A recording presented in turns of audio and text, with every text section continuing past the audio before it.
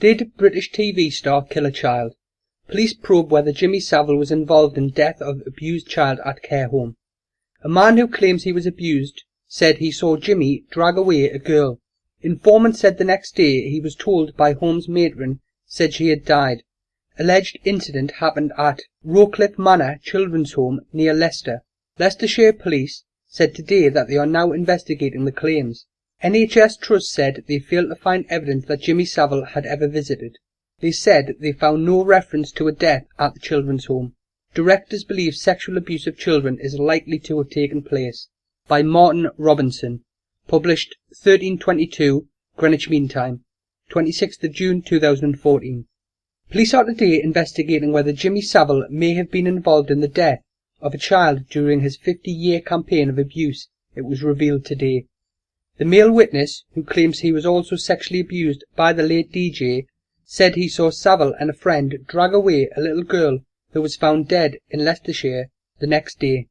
The vulnerable child, called either April or Elizabeth, was being cared for at the Rowcliffe Manor Children's Convalescent Home in Woodhouse, Eves, in the 1960s, the informant said. The allegation was detailed in a report published today following an independent investigation into Savile by University Hospitals of Leicester NHS Trust. The report stated, the informant stated that he witnessed a girl, who he believes was called April or Elizabeth, being dragged across the garden at Rowcliffe Manor by Jimmy and another man. She appeared to be in a stupor. The next day the informant was told by the matron that this girl had died. However, the report concluded that it could not corroborate the claim and said it had found no reference to the death of a child at Rowcliffe Manor. But Leicestershire Police has today confirmed it is investigating the claims. Rowcliffe Manor was shut shortly after the alleged incident in the 1960s.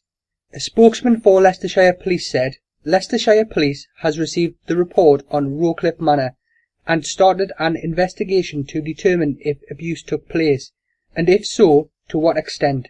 That investigation is ongoing. The report did conclude that sexual abuse was likely to have taken place at the home, but said its extent could not be known.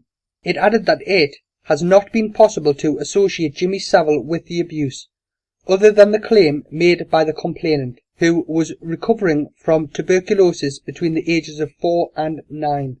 The report's author, Sue Walters, said her investigation had been challenging because the allegations in the home in the village of Woodhouse Eves dated back over 50 years.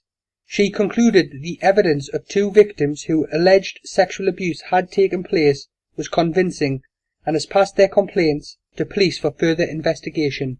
Ms. Walters concluded the evidence she had seen was not of sufficient strength in nature to enable the lead investigator to conclude that the man who abused the informant was in fact Jimmy Savile.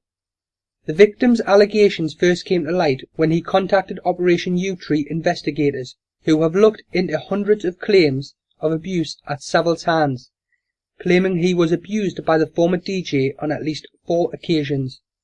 He told Ms. Walters a man called Jimmy would come to the home bringing books and film reels and would have us kissing and cuddling him.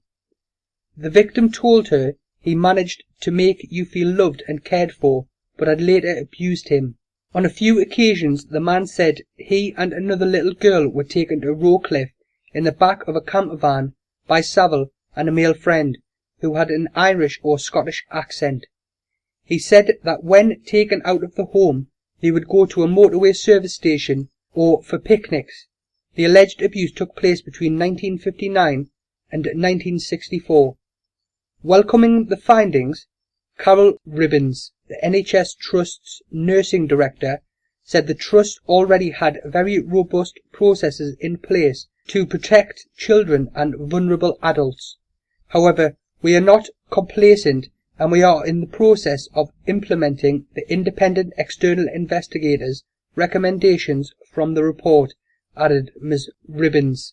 She praised Miss Walters' thoroughness and said all relevant information had now been passed to Leicestershire Police. The force said its investigations into the alleged abuse were ongoing and urged anyone with information to call 101 or contact Crime Stoppers on 0800 555 111.